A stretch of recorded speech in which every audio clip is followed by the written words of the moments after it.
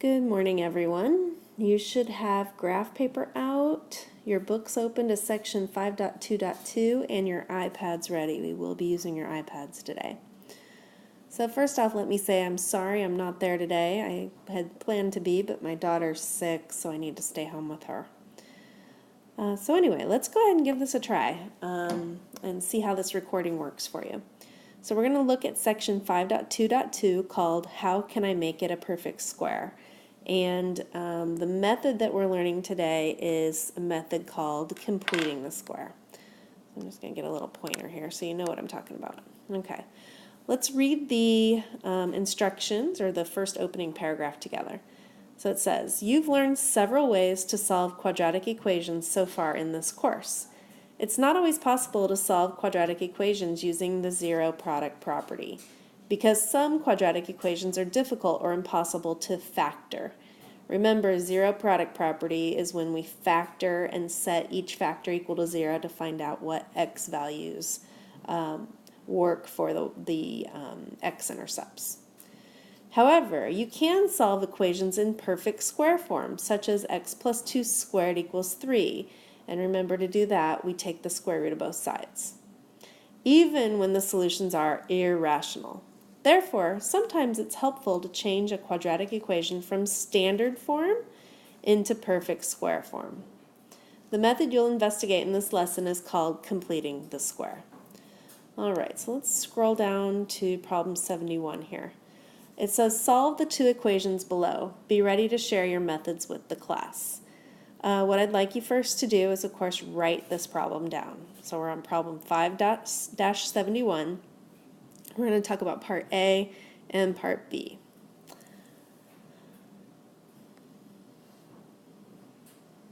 Okay, so for part A, we have x squared plus 4x plus 1 equals 0. And again, when we're in standard form, the first thing that we have learned to do is factor.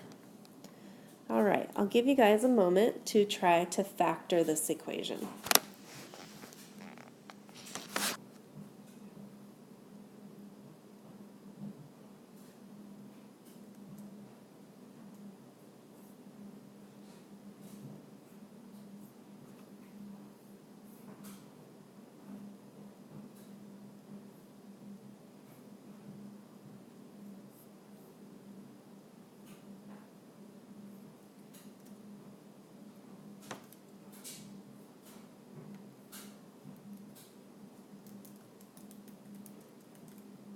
All right, so what happened when you factor this equation?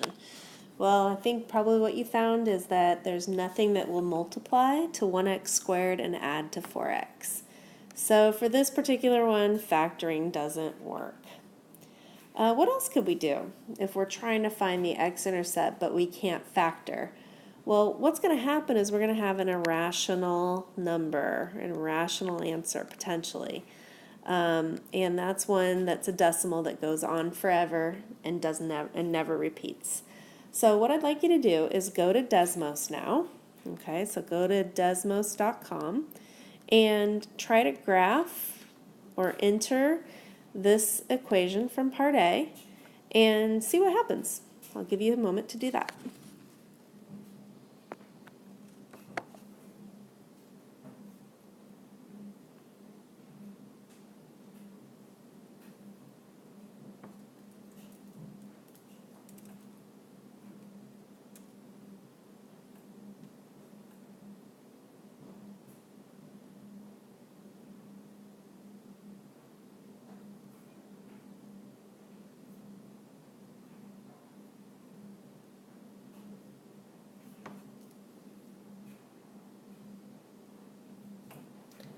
All right, so if you went to Desmos, some of you might have done this two different ways. Some of you might have just entered the equation exactly as it's written in the book. X squared plus 4x plus 1 equals 0.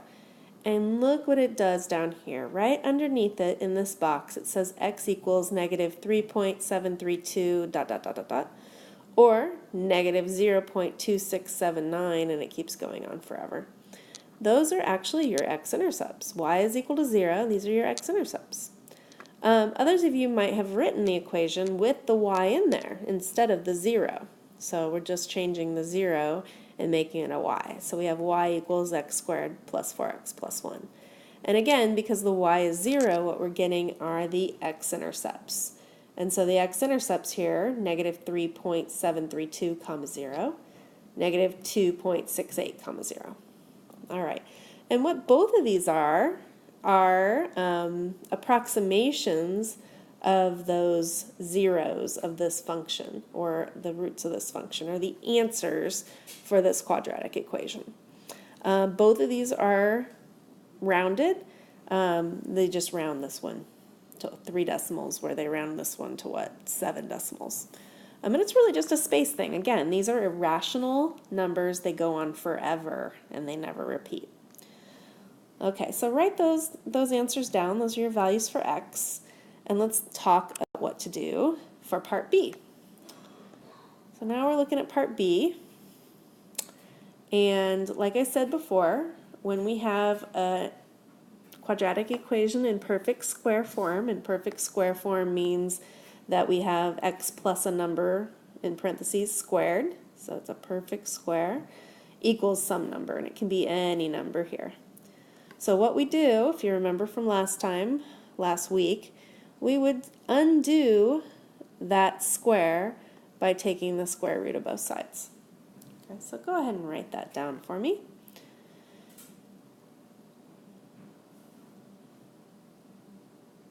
And what happens when we take the square root of something that's squared, and again, remember, let me get a big circle here, it doesn't matter what's inside these parentheses. What we're doing is working from the outside in. This square, the exponent of 2 there, we're undoing it with the square root, just like we undo multiplication with division, addition with subtraction. So what we end up with on the left-hand side is simply x plus 2. No parentheses, no square root is gone. On the right-hand side, what we end up with is plus or minus the square root of 3. Okay, and remember, when we're solving an equation using square root, we have to include both the positive and the negative roots. Just as a side over here, well, I'll move it over here. Just as a side, remember, if I have x squared equals 4, I can have x equal to 2 or negative 2. So when I take the square root of that, I have to do plus or minus. So x is going to be equal to plus or minus 2, the square root of 4 being 2. Okay, so that's just a little aside for us there. Oops, get rid of that. All right. And then remember, when we're solving this, we can subtract 2 from both sides, just like we would normally, and we end up with x is equal to, and remember, just slide that minus 2 right up in front of the plus or minus sign. We get x is equal to negative 2 plus or minus the square root of 3. Okay? Now that's the exact answer. I want you to find the approximate answer. So grab your calculators on your iPads or calculator you might have and tell me what the square root of 3 is. So we're going to our calculator and we're going to take the square root of 3.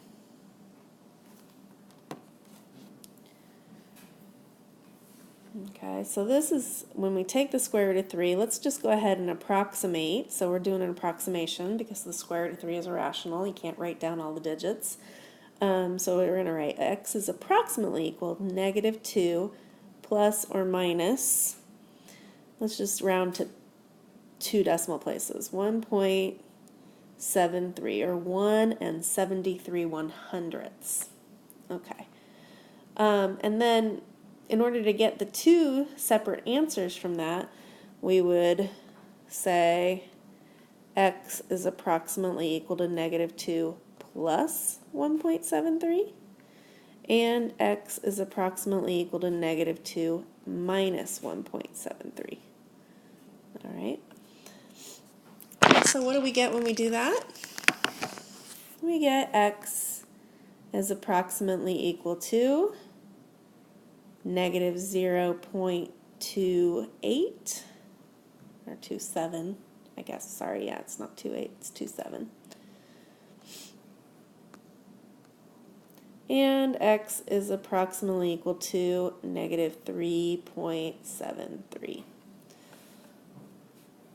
All right, so compare that to what you got on your last problem. Didn't we get the same exact thing? All right, whoops. Let me zoom back in a little bit. So when we solved the part A using our Desmos graphing calculator, we had x is approximately equal to negative 3.73 and x is approximately equal to negative 0.27. All right. So problem 72 says, let's look at, examine the solutions to x squared plus 4x plus 1 equals 0. That was part A. And x plus 2 squared equals 3. What do you notice? Well, we should notice that they are the same. What do your observations tell you about the two equations? Since the x's are the same, and these are both pointing upward, their x squared values are positive 1, these are the same exact equations. So it says, compare the solution methods you used in problem 5-7-1. What are the advantages and disadvantages of each method? I'll let you guys go ahead and take a moment and record that.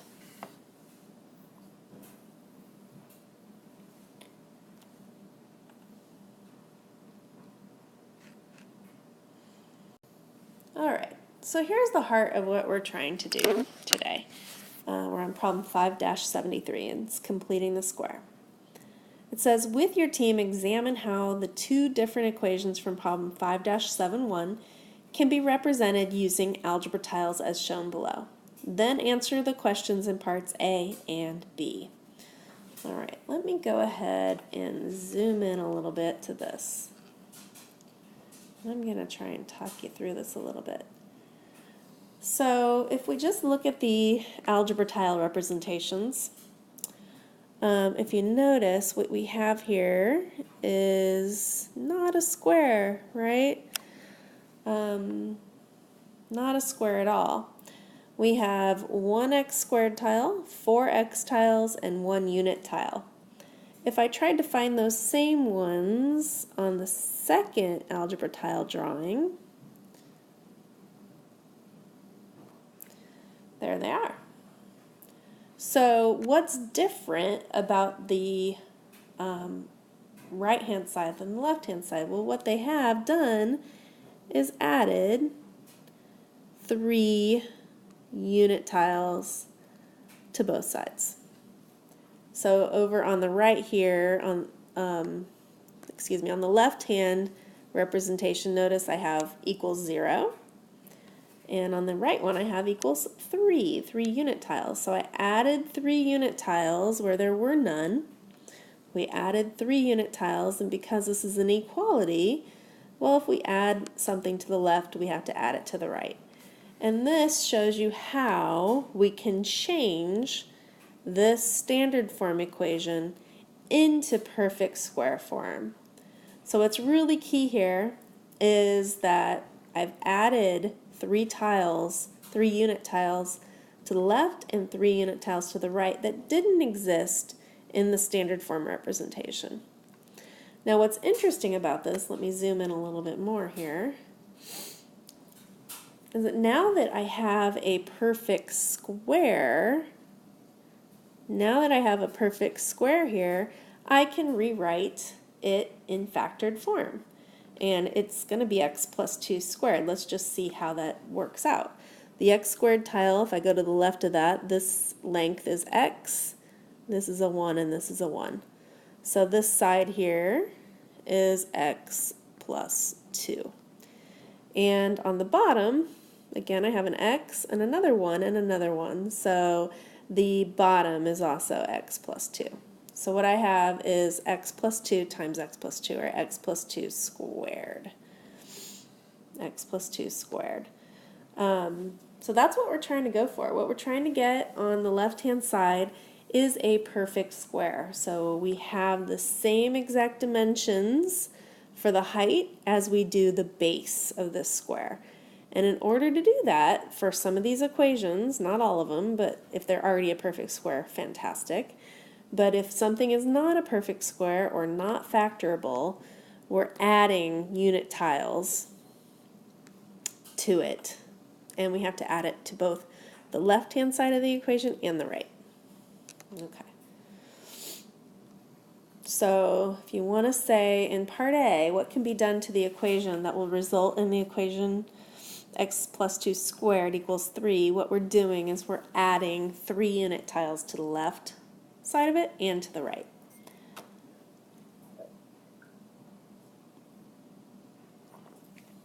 Okay, and part B says, changing a quadratic equation into a perfect square form is also known as completing the square.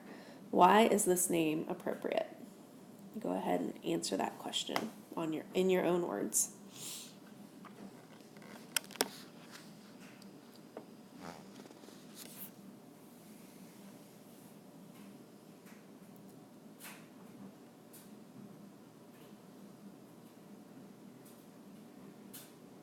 All right, so let's go ahead to the next slide here.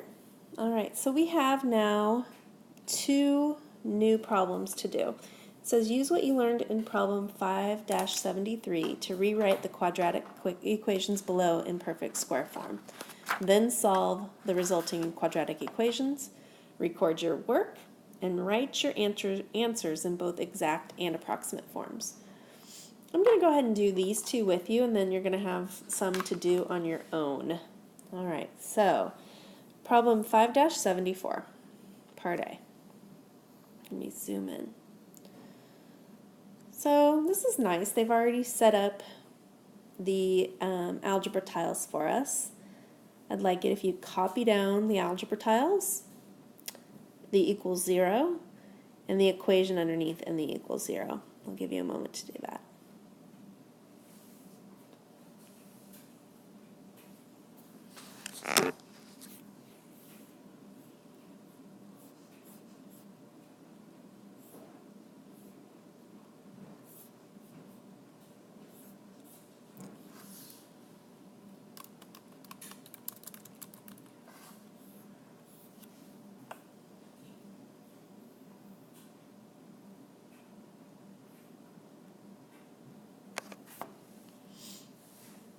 Okay, so maybe you guys have already started this, but what do I need to add to both sides of this equation? Well, it looks like I need to add a unit tile there, so I have to add 1 unit tile over here. It looks like I need another unit tile here, so I need to add another one to the left, to the right. When I make one on the left, I need to add one to the right. And here's another one, and another one. So it looks like we added a total of 4 unit tiles to the left and 4 unit tiles to the right. So if we rewrite that equation, the x squared stays put, plus 6x plus 9 equals 4. The next step is to change the left-hand side to perfect square form.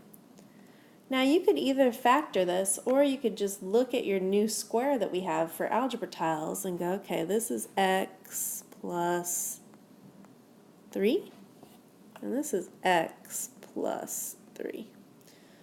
All right, so what's going to go inside the parentheses on the left-hand side? Well, it's x plus 3, because the dimensions of this algebra tile set on the left is x plus 3, and for the base, and x plus 3 for the height. So the area of this entire new square that we made is x plus 3 squared, or x plus 3 times x plus 3. Okay, now we have to get down to solving it. So when we have a perfect square, we square root both sides. So we're going to take a square root of the left, square root of the right. We undo the unit square, or the exponent on the x plus 3. So on the left, we are just left with x plus 3. On the right, square root of 4 is 2, but because I'm solving, I have to remember I can have plus or minus 2. Okay? Then I'm going to take away 3 from both sides, take away 3. So I have x is equal to negative 3 plus or minus 2. And I'm not done because I need to actually break that into two pieces. X is equal to negative 3 plus 2, and x is equal to negative 3 minus 2. So we get x equals negative 1, and x equals negative 5.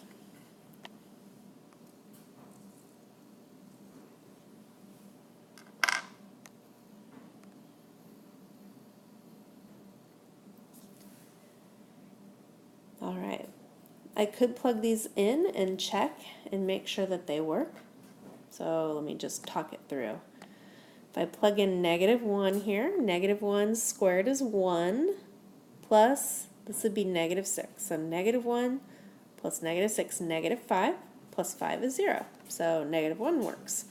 Negative 5, okay, that's a little more tricky. So let me go ahead and write that one down. Negative 5 squared, negative 5 times negative 5 is positive 25. And then I have negative 5 and positive 6. This is going to be a negative because I have negative and positive, and 6 times 5 is 30. Then I have plus 5. So we look at that and we say, okay, 25 minus 30, negative 5, plus 5. Yep, that's equal to 0. We're in good shape. Okay. So that's part A. Take a moment now and write down part B. I want to see both the algebra tiles and the equation.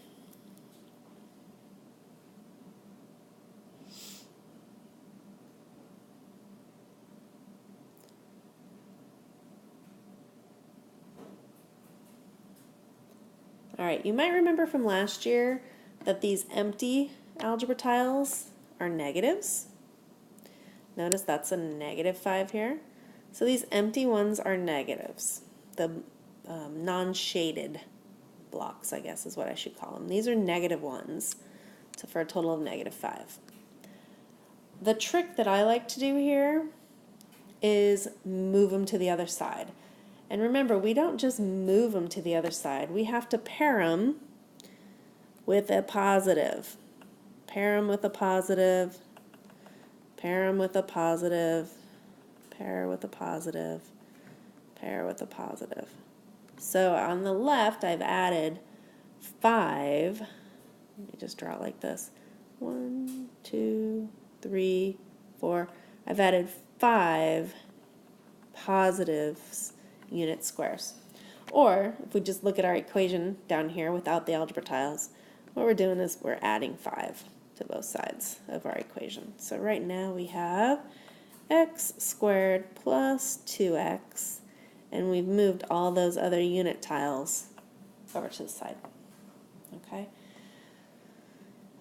So let me see if I can do this so that we actually don't show those.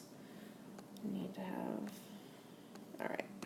So I'm going to, when there's a positive and a negative one, they cancel out to 0, right? So let's just get those out of the way. That works there. Technology is amazing. Sometimes it just takes a little while for me to get this to work. Okay, so that's the picture that we now have. And what we're trying to do on the left-hand side is make a perfect square, right? So we need to figure out what should we add to this picture to make it perfect. Well, looks pretty much like we need to add a 1 tile. So I'm going to add another 1 tile over here. In our equation, that looks like this. Plus 1 on the left, plus 1 on the right. We're adding the unit tiles there. So what we have now is, on the left, we have x squared plus 2x plus 1 equals 6. So what did I do here? Let's just refresh. Because these were negative, I moved them over, made them positive, got rid of them. There were too many. They didn't fit in my perfect square box. It just didn't work for me. And then I looked and said, okay, what should I be adding to make a perfect square? I should be adding 1s. And then I end up with this. All right. By the way, when we get to making the perfect squares, you always want these to be positives. So all those messy negatives we had to begin with, it's always best to just move them over to the right, like we did here. Okay. And then what are the dimensions of our square? Our dimensions are x plus 1. X plus 1. That's what we want. We want them to be exactly the same. So that means on the left-hand side of the equation down here, I have x plus 1 times x plus 1, or x plus 1 squared equals 6. All right, so from here, now I have a perfect square form of this equation. The next step is to square root both sides. Square root. We end up with x plus 1 on the left, and on the right, plus or minus the square root of 6. We're going to subtract that 1, get rid of that. And the way we do that, when we write the next step, on the left, we'll just have x equals negative 1 plus or minus the square root of 6. That is our exact form of the answer. If we wanted the approximate form, we would find out what the square root of 6 is, and we would say negative 1 plus that number, negative 1 minus that number. All right. Pretty sure this one said just to leave it in exact form. Oh, it says nope. It says both exact and approximate. All right. So let's get our calculators. What's the square root of 6?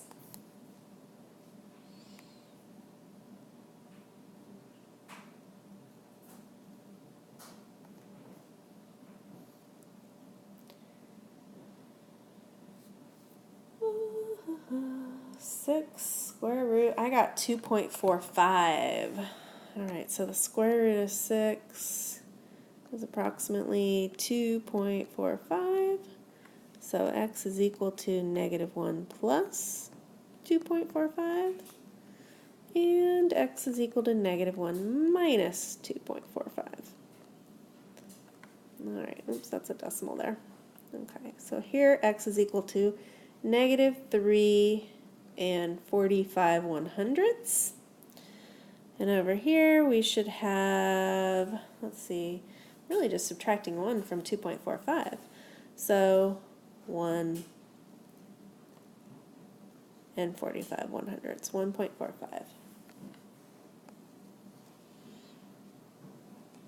All right. So those are our answers for that problem. Problem 74. So what I'd like you to do right now is work on parts A and parts B. Okay, so you just have to do A and B. You don't have to worry about C. I'm going to ask your instructor to pause the video right now so that you do not get the answers first. I want you to work on these problems. If it takes a little while for the rest of the teams to solve A and B, go ahead and try C. Won't hurt you. It says to use algebra tiles. You can certainly use the algebra tiles. They're sitting in the back of the room if you'd like to. If you go from your ebook, there's also a virtual algebra tile that you can use as well. All right, so hopefully you had some time to work on both of these.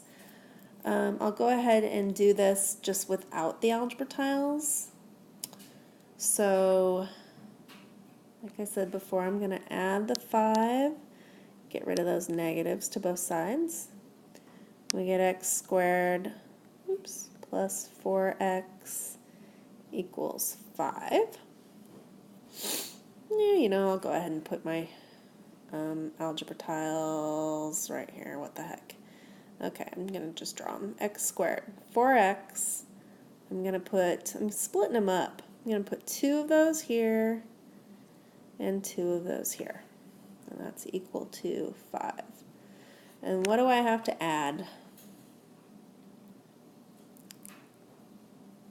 I'm adding 1, 2, 3, 4. So I have to add 4 over here. Okay. And then what are my dimensions? My dimensions are x plus 2 and x plus 2. So what I'm going to get from this one, what I'm going to get here is x plus 2 squared equals 9. I'll take the square root of both sides, and we get x plus 2 equals plus or minus 3. So x is going to be equal to negative 2 plus or minus 3, which is equal to, let's see, negative 2 plus 3, that'll be 1, or negative 5. And you know what, like I said, if you finish faster than the other teams, go ahead and plug this into Desmos and see if you have the right answer. You can use Desmos to check your work. I will not accept homework or classwork today that does not show work, okay? I will not accept just you plugging it in Desmos and writing the answer. I need to see you practice. I need to see that you can do this without a graphing calculator like Desmos. All right, so for part B then, let's do the same thing. I'm going to add, let's see, I'm just going to scroll over so we get that out of the way. Okay. Add 1 to both sides. We get x squared minus 6x equals 1. Draw that algebra tile, so I have an x squared here. And then these are all going to be negative x's, and because I'm trying to make a perfect square, I'm splitting these up into negative x's, 3 negative x's on both sides of that x squared. So these are all negatives, negative x, negative x. And then I look at that and I go, how much do I need to add? You can kind of just make the square and then draw in the center lines, huh? All right, so I'm adding 9 unit squares to both sides. All right, so what we have here is x squared minus 6x plus 9 equals 10. And if I look at that and I go, okay, the units for this, or the dimensions, are x plus 3 on top and x plus 3 on the sides. So this is going to be, oops, excuse me. These are actually going to be minus 3s. Let me undo a little bit here. Sorry. This is the tricky part. Okay. Because these are all negative ones here, this says x, and these are all negatives. This is going to be a negative 3. Always look on the side with the x's, not with the units. I made a slight mistake there. Hey, mistakes grow our brain though. You always kind of want to look at the units on the sides where your x's are, because that's where those negative signs come in. And so it's going to be x minus 3 and x minus 3, because these these x tiles, sorry, are all negative x's. All right. So we're going to write this as x minus 3 squared equals 10. And the other way to think about this is if we had been doing factoring. This would have ended up being what two things multiply to 9x squared and add to negative 6x. So they're going to be negative 3 and negative 3.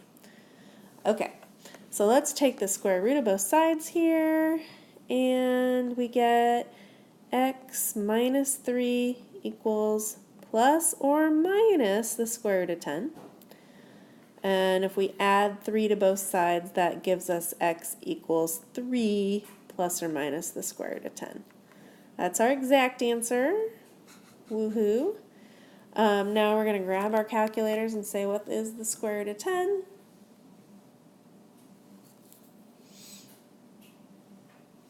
And that square root of 10 is 3.16. And so when we say 3 plus 3.16, we're going to get x is equal to 6.16, or 6 and 16/100ths. And if we subtract that 3.16 from 3, 3 minus 3.16, okay. Or negative 0.16. All right.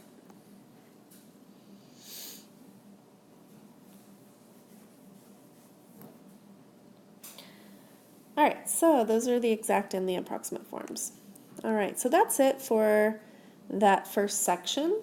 You're going to now go on to the next.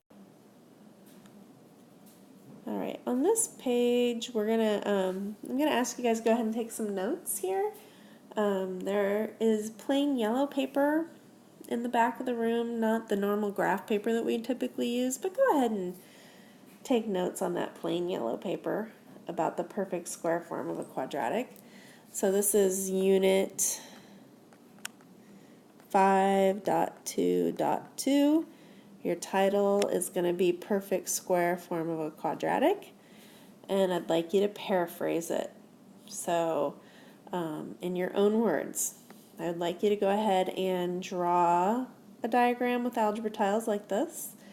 Make sure you have this example as well. And if you want to, you could even say this is equal to 28 so that it matches that that equation that's given to you. All right, I'll ask your teacher right now to pause this video so that you can take some notes. And in the book, All right, so we're now in section 5.2.3, how can I generalize? And this is more practice on completing the square. All right, so today you'll learn more about completing the square, and you'll generalize how to complete the square for any quadratic equation written in standard form. So problem 5-83 says, solve each quadratic equation below by completing the square. You may use algebra tiles or draw a diagram to represent the tiles. Write your answers in exact form, so you don't have to do the approximation. Then explain how you can determine how many solutions a quadratic has once it is written in perfect square form. So here I'm going to ask your teacher to pause this, and actually I'm going to stop it right here and make a part 2 for this video. So this will be the end of part 1. I'm going to ask you to do problem 5-83, and then we'll save it, then I'll start in part 2. All right?